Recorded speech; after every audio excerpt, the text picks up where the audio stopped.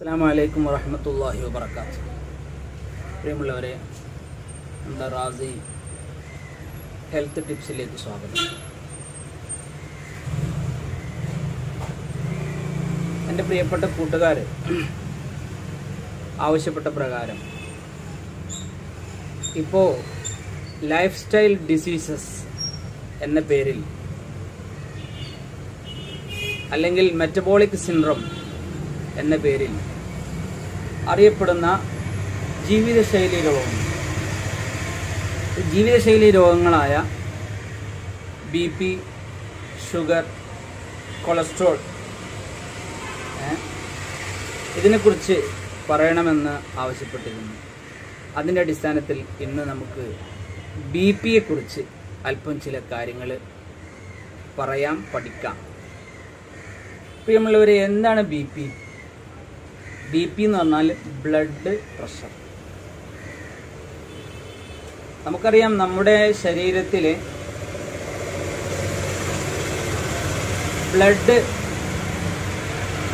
ബ്ലഡാണ് നമ്മുടെ ശരീരത്തെ അല്ലെങ്കിൽ നമ്മുടെ ജീവനെ നിലനിർത്തുന്നത്. ഈ ബ്ലഡിൽ പല ഘടകങ്ങളുണ്ട്. അതിൽ ഒരു പ്രധാനപ്പെട്ട ഘടകമാണ് പ്ലാസ്മ, വെള്ളം. ഒരു 70% വെള്ളം. അപ്പോൾ ഈ വെള്ളം ഹൃദയമാവുന്ന മോട്ടർ, ഈ ബ്ലഡ് ഹൃദയമാവുന്ന മോട്ടർ പമ്പ് ചെയ്യുകയാണ്. പമ്പ് ചെയ്യുമ്പോൾ ആ രക്തം നമ്മുടെ ധമനികളിലൂടെ, അയോട്ടയിലൂടെ, അതുപോലെ കാപ്പിലറീസിലൂടെ, ചെറിയ ചെറിയ രക്തക്കുഴലിലൂടെ ഒഴുകുന്നതിൻ്റെ വേഗതയാണ് നമ്മൾ BP കൊണ്ട് ഉദ്ദേശിക്കുന്നത്. അപ്പോൾ പിന്നെ നമുക്ക് ഇവിടെ കയ്യിലൊക്കെ ഒരു പൾസ് കാണാം. എന്തിനാണ് ഈ പൾസ്? എന്തിനാണ്? കയ്യിൽ കാണാം, കാലിനടിയിൽ കാണാം, ഇവിടെ ഇതിൽ പൾസ് കാണാം. ഇതൊക്കെ എന്തിനാണ്? അപ്പോൾ നമ്മുടെ ഹൃദയം അത് വികസിക്കുകയും ചുരുങ്ങുകയും, എക്സ്പാൻഡ് ആൻഡ് കോൺട്രാക്ട്, ഇങ്ങനെ വികസിക്കുകയും ചുരുങ്ങുകയും ചെയ്യും. വികസിക്കുന്നതിനെയാണ് നമ്മൾ സിസ്റ്റോളിക് എന്ന് പറയുന്നത്. ചുരുങ്ങുന്നതിനെയാണ് ഡയസ്റ്റോളിക് എന്ന് പറയുന്നത്. അപ്പോൾ ഏറ്റവും നന്നായി നമ്മുടെ ഹൃദയം എന്ന് പറഞ്ഞാൽ 4 അറകളാണെന്ന് നമുക്കറിയാം. Left atrium, right atrium, left ventricle, right ventricle, ഇങ്ങനെ 4 അറകളാണ്. ഈ ആദ്യമായിട്ട് നമ്മുടെ ഹൃദയത്തിൻ്റെ വലത്തെ അറയിലാണ് രക്തം വരുന്നത്. വലത്തെ അറ പമ്പ് ചെയ്യുന്നു. വലത്തെ അറ പമ്പ് ചെയ്യുമ്പോൾ അത് നേരെ പോകുന്നത് എവിടേക്കാണ്? ലങ്സിലേക്കാണ്. ലങ്സിൽ പോയി അവിടെ നമ്മൾ ആ സമയത്ത് ശ്വസിച്ച ഓക്സിജനെ സ്വീകരിച്ച് കാർബൺ ഓക്സൈഡിനെ പുറന്തള്ളി വീണ്ടും അത് ലെഫ്റ്റ് വെൻട്രിക്കിളിലാണ് വരുന്നത്. ഏട്രിയത്തിലൂടെ വെൻട്രിക്കിളെത്തുന്നു. ഹൃദയത്തിൻ്റെ ഇടത്തെ അറയിലാണ് എത്തുന്നത്. ആ ഇടത്തെ അറ പമ്പ് ചെയ്യുന്ന ശുദ്ധമായ രക്തം അതാണ് എന്ത് ചെയ്യുന്നത്? സുപ്പീരിയർ വിനാക്കാവ, ഇൻഫീരിയർ വിനാക്കാവ, അയോട്ടകളിലൂടെ നമ്മുടെ ശരീരത്തിൻ്റെ വിവിധ ഭാഗങ്ങളിൽ നിന്ന്. അപ്പോൾ ഈ പൾസിനെ കുറിച്ച് നമ്മൾ പറയും. ഇങ്ങനെ കയ്യിൻ്റെ ഇതുവരെ എത്തുന്ന രക്തം, ആ രക്തത്തിന് ഈ കൈ ഇവിടെ കോംപ്ലിക്കേറ്റഡ് ആണ്. നമ്മുടെ ഏറ്റവും കൂടുതൽ വർക്ക് നടക്കുന്ന സ്ഥലമാണിത്. അപ്പോൾ ഇതിലേക്ക് ബ്ലഡ് സർക്കുലേഷൻ ക്ലിയർ ആവണമെങ്കിൽ ഒരു തള്ളും കൂടിയും കൊടുക്കണം. ആ തള്ളാണ് എന്ത്?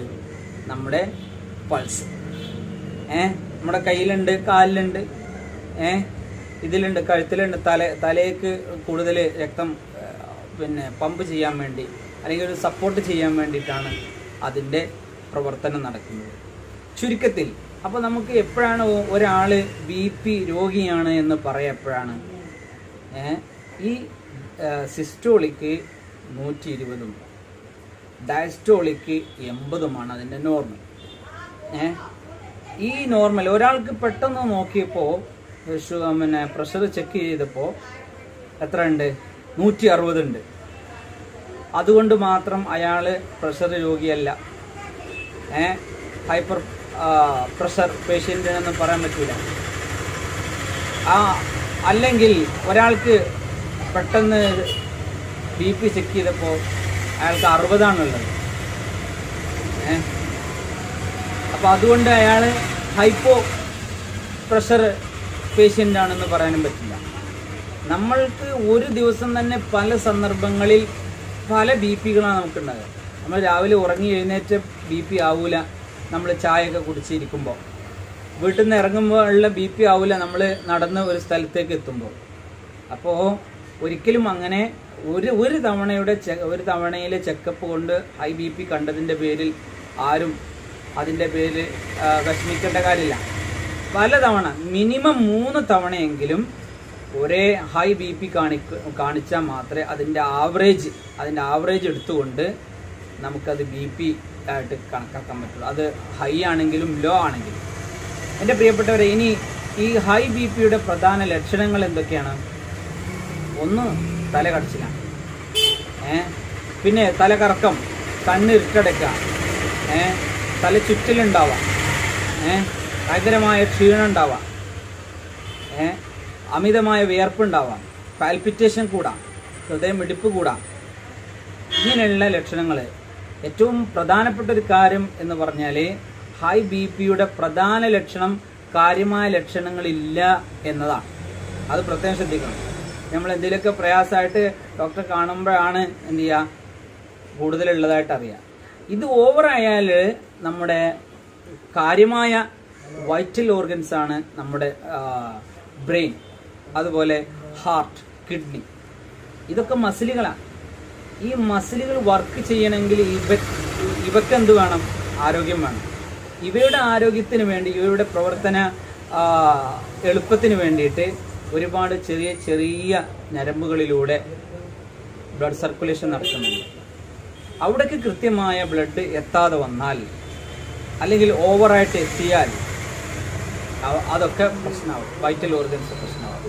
അങ്ങനെയാണ് ഹൃദയ ധമനിയിലെ കൂടുതലായിട്ടുള്ള രക്തം കാരണം, ഹൈ പ്രഷർ കാരണം ചെറിയ ചെറിയ രക്തക്കൊഴലുകൾ പൊട്ടാൻ, അതുപോലെ അറ്റാക്ക് ഉണ്ടാവാൻ സാധ്യതയുണ്ട്. അതുപോലെ നമ്മുടെ ലെഫ്റ്റ് ബ്രെയിൻ അല്ലെങ്കിൽ റൈറ്റ് ബ്രെയിൻ, ഇതിൽ 2 ബ്രെയിനാണ് നമുക്കുള്ളത്. ബ്രെയിനിന് 2 ഭാഗങ്ങളാണ്. അതിലെ ചെറിയ ചെറിയ ചെറിയ രക്തക്കൊഴലുകൾ, നമ്മൾ പിന്നെ തലച്ചോറ് കണ്ടിട്ടില്ലേ, അതിൻ്റെ ഉള്ളിൽ കൂടിയുള്ള ചെറിയ ചെറിയ രക്തക്കൊഴലുകൾ അത് വീർത്ത് പൊട്ടാനും, അതൊക്കെ ഇലാസ്റ്റിക്കായിട്ടുള്ള പിന്നെ കുഴലുകളാണ്. അതിന് കൂടുതൽ നന്നായിട്ട് ഇലാസ്റ്റിക് ഉണ്ടെങ്കിൽ അത് കൂടുതൽ വർക്ക് ചെയ്യാൻ പറ്റുള്ളൂ, റിജിഡ് ആവാൻ പറ്റില്ല, ഫ്ലെക്സിബിൾ ആവണം. അപ്പോൾ അതുകൊണ്ട് എൻ്റെ പ്രിയപ്പെട്ടവരെ, ഇത്തരം കാര്യങ്ങൾ നമ്മൾ നല്ലവണ്ണം ശ്രദ്ധിക്കണം. ഇനി ഇത് കാര്യമായിട്ട് ശ്രദ്ധിക്കേണ്ടത് എന്താണ്? ഹൈ BP ഉള്ള ആൾ കാര്യമായിട്ട് ശ്രദ്ധിക്കേണ്ടത് എന്താണ്? ഒന്ന്, ഉപ്പ് ശ്രദ്ധിക്കണം. ഉപ്പ് എന്ന് പറഞ്ഞാൽ ഉപ്പ് കൂടുതലായിട്ട് ഉപയോഗപ്പെടുത്തുന്ന വസ്തുക്കൾ. ഒന്നാമത്തത് ഉണക്കമീൻ, പപ്പടം, അതുപോലെ പിക്കിൾ, അച്ചാറ്, ഇങ്ങനെയുള്ള സാധനങ്ങൾ. അതുപോലെ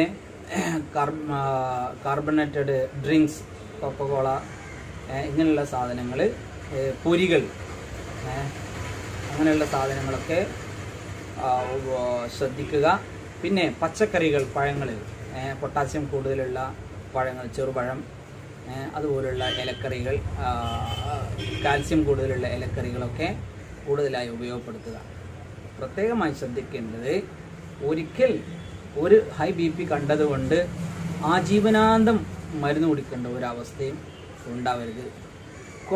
ഒരിക്കൽ മാത്രം ലോ BP കണ്ടതിൻ്റെ പേരിൽ അമിതമായി ടെൻഷൻ അടിക്കേണ്ട കാര്യമില്ല. ഇതിന് നമ്മുടെ യുനാനി വിധിപ്രകാരം ഒരു നല്ല മരുന്നാണ് വെളുത്തുള്ളിയും അതുപോലെ പച്ചമല്ലിയും. ഒരു 1.5 ടീസ്പൂൺ പച്ചമല്ലിയും വെളുത്തുള്ളിയും, അത് നന്നായിട്ട് ചതച്ചിട്ട് ഒരു 2 ഗ്ലാസ് തിളപ്പിച്ചിട്ട് അത് 1 ഗ്ലാസ് ആക്കിയിട്ട് കുടിക്കുക. ഏത് BPയും നോർമലാവും. എത്ര BP ഉണ്ടെങ്കിലും നോർമലായിട്ടുണ്ട്. കാലങ്ങളായിട്ട് മരുന്ന് കുടിച്ചിരുന്ന ആളുകളൊക്കെ ഇപ്പോൾ മരുന്നുകളൊക്കെ ഒഴിവാക്കി ഈ വിഷയം ശ്രദ്ധിക്കുന്നുണ്ട്. അതുപോലെ നെല്ലിക്ക ഇതിന് നല്ല പച്ച നെല്ലിക്ക ഒന്നുകിൽ പച്ചക്ക് കഴിക്കാം, അല്ലെങ്കിൽ അതിൻ്റെ നീരെടുത്ത് കഴിക്കാം. തേനും ചേർത്ത് കഴിച്ചാൽ അത് നല്ല ഫലം കണ്ടിട്ടുണ്ട്. ഇൻഷാ അള്ളാഹ് ഇത്രയും കാര്യങ്ങളാണ് ഇപ്പോൾ ഇന്ന് പറയാൻ ഉദ്ദേശിച്ചത്. ഇനി ബാക്കിയുള്ള കാര്യങ്ങൾ തുടർന്ന് നമുക്ക് സംസാരിക്കാം. നിങ്ങൾക്ക് ഈ വീഡിയോ വളരെ നല്ല രീതിയിൽ ഇൻഫർമേറ്റീവ് ആണെന്ന് നിങ്ങൾക്ക് തോന്നുമെങ്കിൽ നിങ്ങൾ അതൊന്ന് ലൈക്ക് ചെയ്യണം. പിന്നെ എല്ലാവരും സബ്സ്ക്രൈബ് ചെയ്ത് തന്നെ ഒന്ന് സപ്പോർട്ട് ചെയ്യണം. ഇൻഷാ അള്ളാഹ് കൂടുതൽ ആരോഗ്യ വിവരങ്ങളുമായി Radhi Unani tips, health tips നിങ്ങളുടെ കൂടെ ഉണ്ടാകും. കഴിഞ്ഞ വീഡിയോകളിൽ നിങ്ങളുടെ എല്ലാവിധ സഹകരണങ്ങളും കിട്ടിയിട്ടുണ്ട്. തുടർന്നും നിങ്ങളുടെ സഹകരണങ്ങൾ ഉണ്ടാവണം. അള്ളാഹു നമുക്കെല്ലാവർക്കും നല്ല ആരോഗ്യം നൽകുമാറാവട്ടെ. ആമീൻ. അസ്സലാമു അലൈക്കും വറഹ്മത്തുള്ളാഹി.